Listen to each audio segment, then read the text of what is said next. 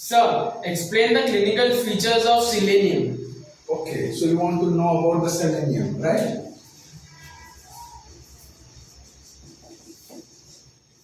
So before going into the clinical aspects, let's understand the forms of the selenium, right? So it has organic and inorganic, right?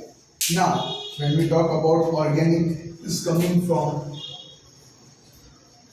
plants, seeds, nuts, seafood, right?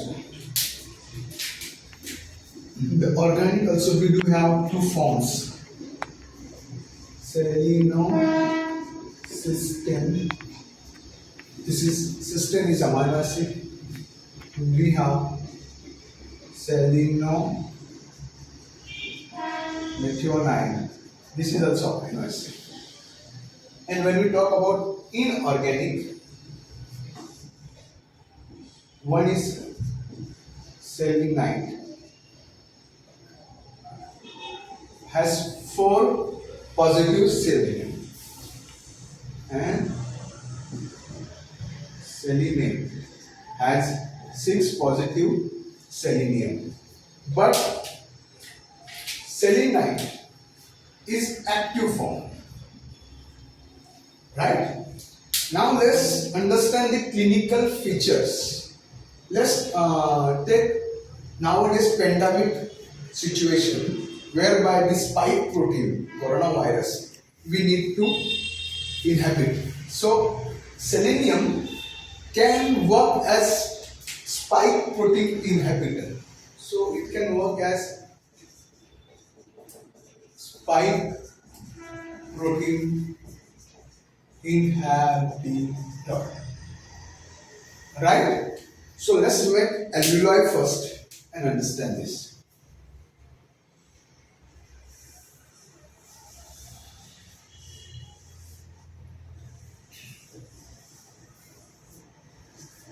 Right? Now, on this wall, endothelial wall, we have endothelial cells which are present on lipid membrane, right? And we have S2. S2 angiotensin converting enzyme is binding the coronavirus. Suppose coronavirus arrives, and this is S spike protein. So this will firstly bind here, and then we'll try to bind our,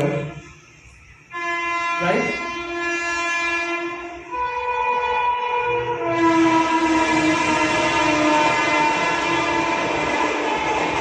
Right? So first binding site for the coronavirus is on S2 receptor. We have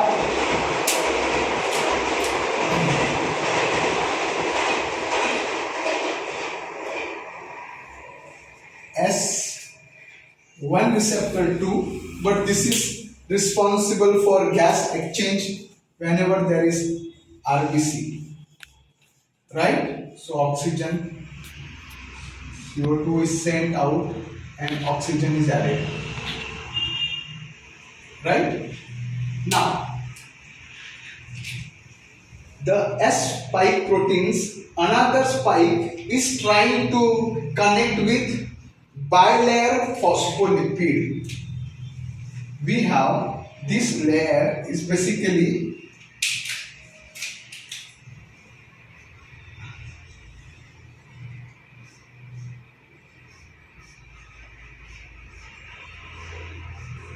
I have zoomed in so you can understand this, having phosphate charge here, right? And this is bilayer phospholipid. Right?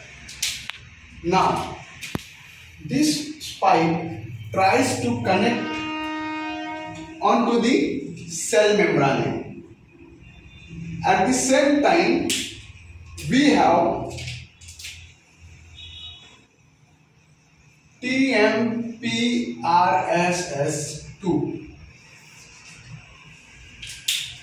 It is sitting on the cell membrane.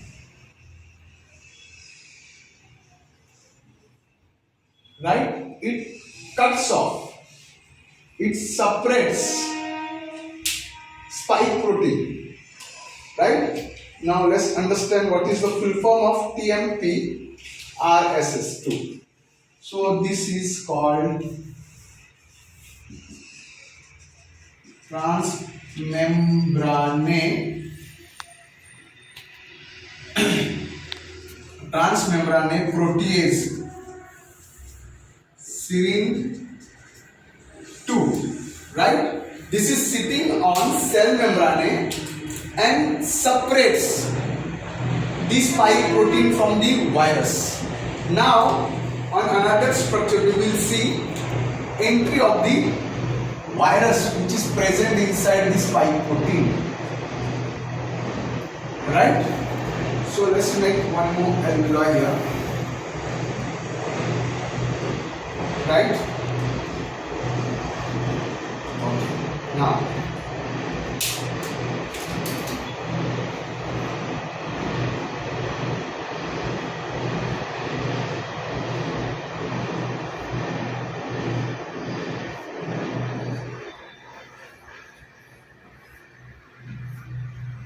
these are bilayer phospholipids.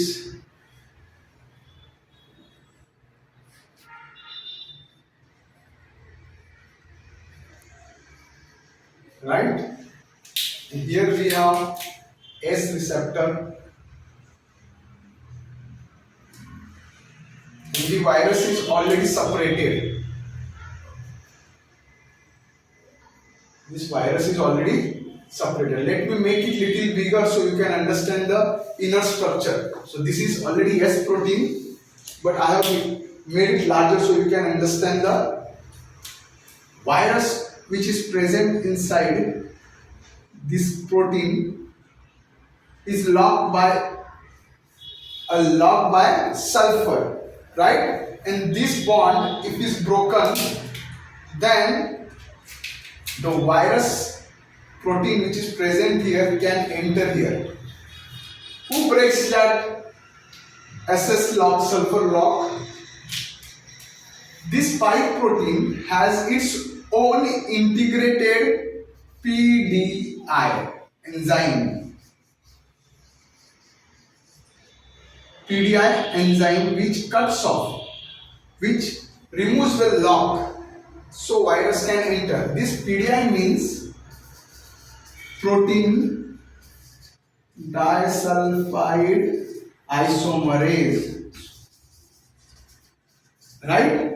Now, this protein disulfide isomerase will open up the protein entry inside this cell membrane, so this protein can come and bind on the lipid tail, on this lipid tail, right? On lipid tail, and have a pull effect,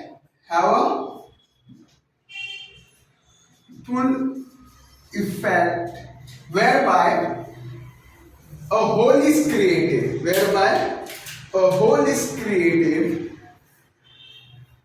right, to pass this virus protein inside, right? So this is how actually coronavirus is entering in our body. It requires two binding sites, one on the S2, another on the cell membrane, right? And this is allowed by PDI, protein disulfide isomerase. They are separated and the protein can come inside. So protein disulfide isomerase, which is the part of spike protein, it need to be inhibited. We need to stop its its function. So who can do it? Selenium. Who can do it? Selenium. Right? The active form of selenium will come in action. Once it is come in action, it will wrap this PDI. It will be added a disulfide bond to the PDI, so it won't function. Right? This is how selenium inhabits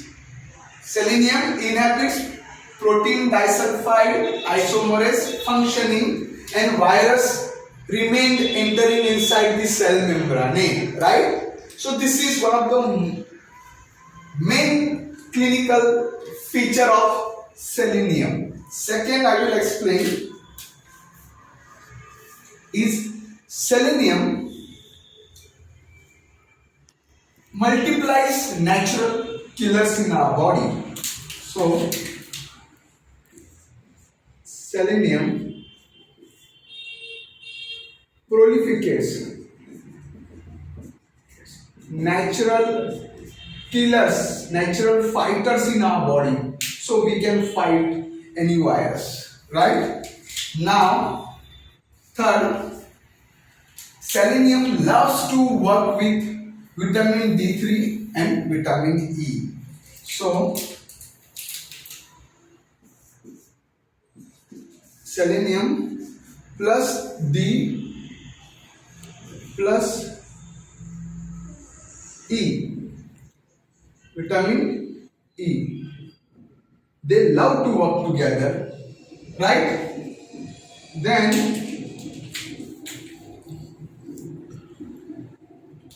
it prevents, selenium prevents thrombosis. So it is anti-thrombosis. Right? And the fifth,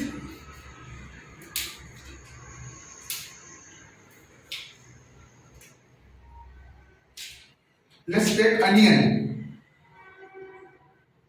Onion has phyton sites. Onion has phyton sites.